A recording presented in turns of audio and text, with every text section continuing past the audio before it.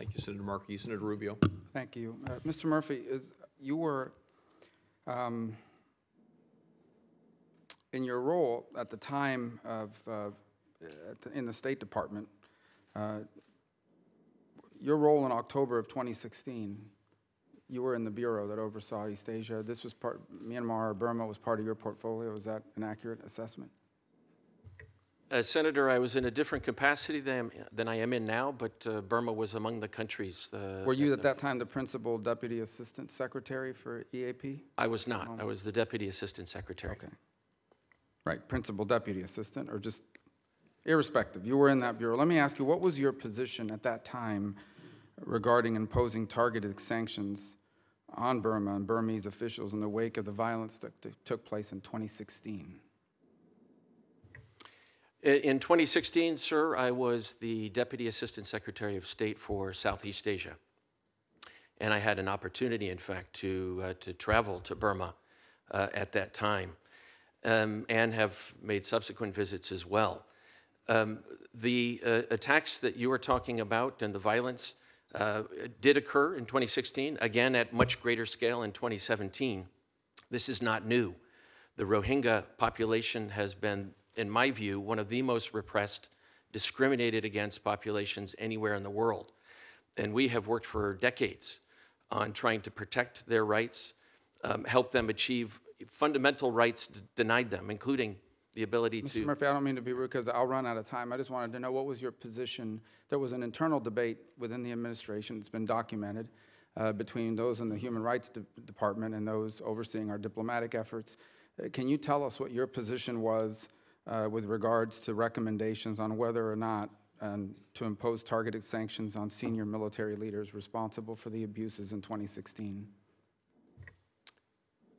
Senator, I think you might be referring to 2017 when the attacks took place in August, committed by a so-called entity called ARSA against security forces, and the disproportionate response began the series of abuses that led to exodus. I've been a very firm supporter, sir. October 2016 violence, which was the first initial wave in October of 2016. Mm-hmm. You're familiar with that wave of violence? Yes, Senator, I am. And at that time, were you engaged or not in the internal debate about whether or not to impose sanctions on Burmese military leaders? I've been part of our internal deliberations in response to these attacks, yes, for the past 2 years. Is it possible for you to tell us on which side of that debate were you on? Because we all are aware, and it's been documented extensively by former officials of the previous administration, there was an internal conversation about whether or not to sanction senior Burmese officials or not, given sort of the progress that was allegedly being made on democracy. Can you share with us what your position was at the time, or your view of it was at the time, regarding sanctions on senior Burmese military officials? Senator, if I could, I think the deliberations are a constant theme of the shaping of foreign policy. And I'm not really in a position to reveal individual positions, but the results are incredibly important. We have sanctioned, under the Global Magnitsky Act, 7 individuals and entities. I'm fully supportive of those results, and I'm fully supportive of ongoing efforts to achieve accountability for the egregious abuses that have been inflicted on the Rohingya people. So just so I can be clear, you don't feel you can tell us what you were arguing for at the time because those were internal deliberations? Well, Senator, I'm incredibly supportive of our ability to use the tools provided to us by Congress, including identifying individuals responsible for abuses and atrocities. I know, but I want to go back to, I don't belabor the point, but I just want to know if I can get an answer or not on this particular point. In the aftermath of the violence in October 2016, there was, we know, an internal debate within State Department among different factions or groups about whether or not there should be sanctions against military officials in Burma responsible for this.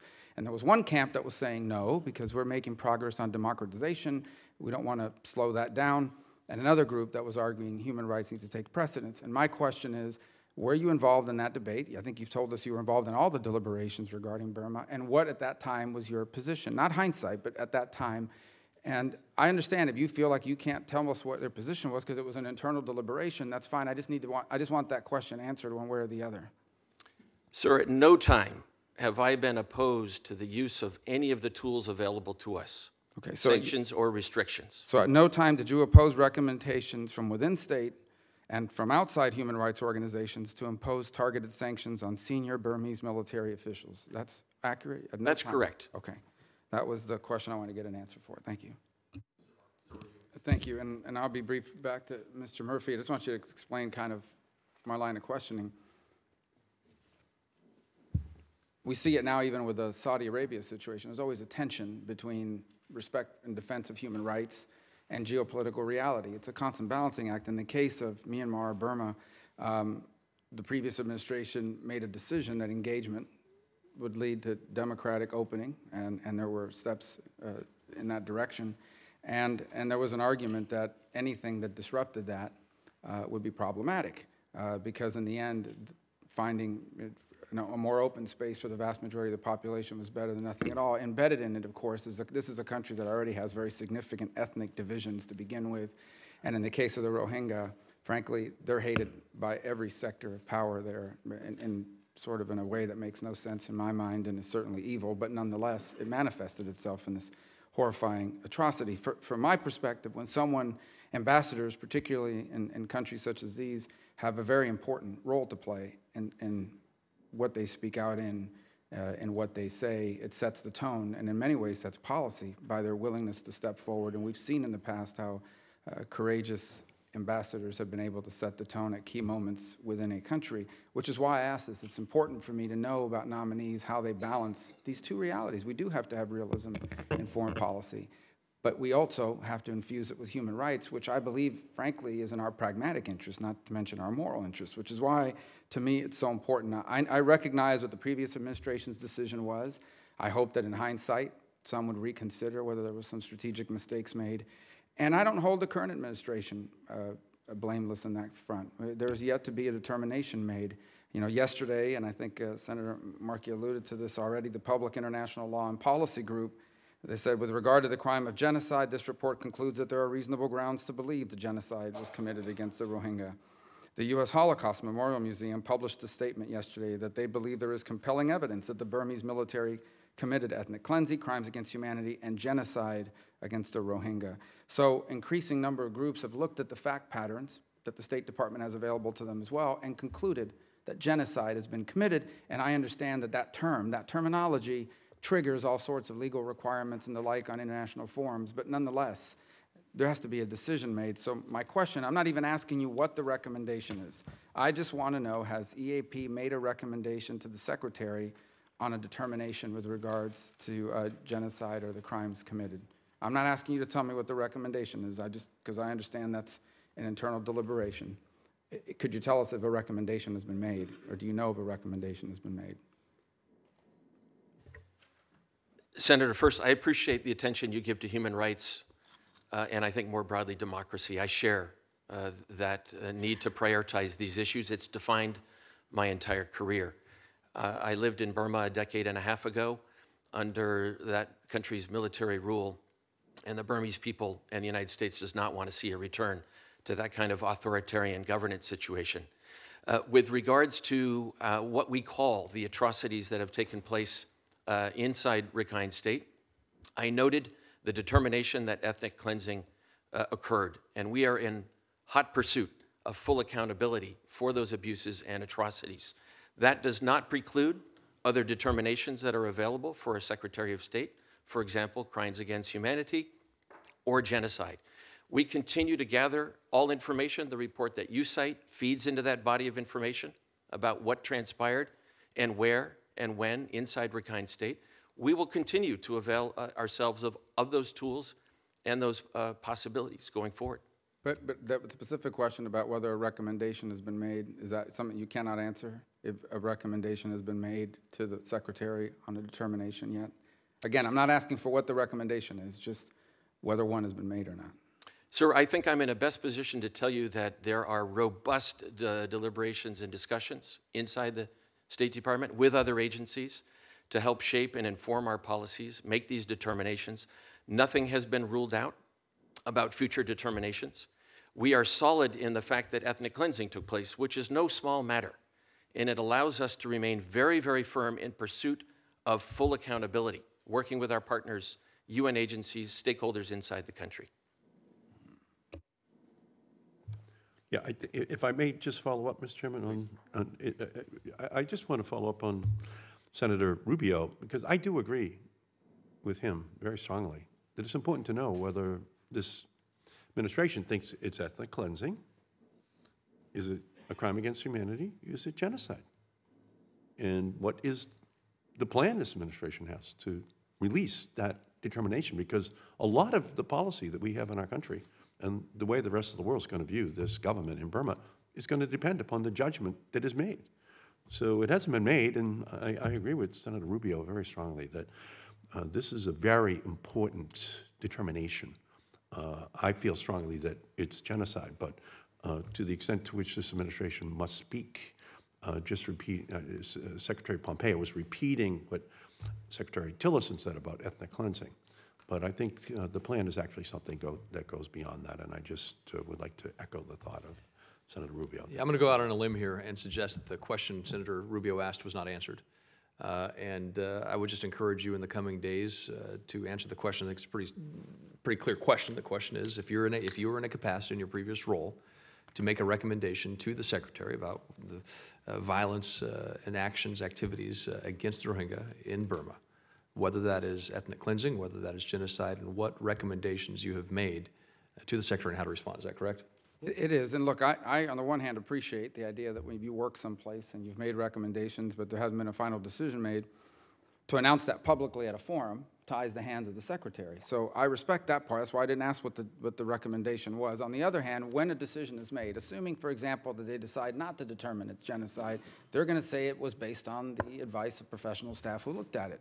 So I just want to know whether or not a recommendation has been made, and perhaps you're in a position that need to go back and get clearance to tell us the answer to that, since you're currently employed there now and have been involved in that and haven't been authorized to potentially say that. The bottom line is this: part of our role is oversight over the State Department, and I understand that realism has an important role to play in our politics. It's just the world is a dangerous place with a lot of bad actors in it, but I do believe that so does human rights, and in many cases. We're just playing games with names here, words and titles for what we want to call this. Ethnic cleansing is genocide. It's just the legal terminology that triggers actions that perhaps some don't want to take in the broader geopolitical perspective. I would like to just know whether a recommendation has been made or not what the recommendation is. We'll find out soon enough. And again, if I may, Cambodia suffered a genocide, and that's what this hearing is really about. It's about the history, but also the future, how you deal with the consequences of that. And I think the more quickly we come to grips with it and name it for what it is the more quickly we put in place policies that we can look back at and be proud that we took the strongest possible steps. Secretary Murphy. Thank you very much, Senators. First, I would just want to share the concerns about the atrocities and human rights abuses committed in Rakhine State. We fully concur with those concerns and pursue accountability. Distinguished Senators, a year ago or so, I had the opportunity to testify at a hearing before this full committee on the situation in Rakhine State. There were many members pressing for a determination on ethnic cleansing. At that time, I was in a similar position. I was not able to reveal deliberations and the path to a determination because of the process involved. That determination was subsequently made.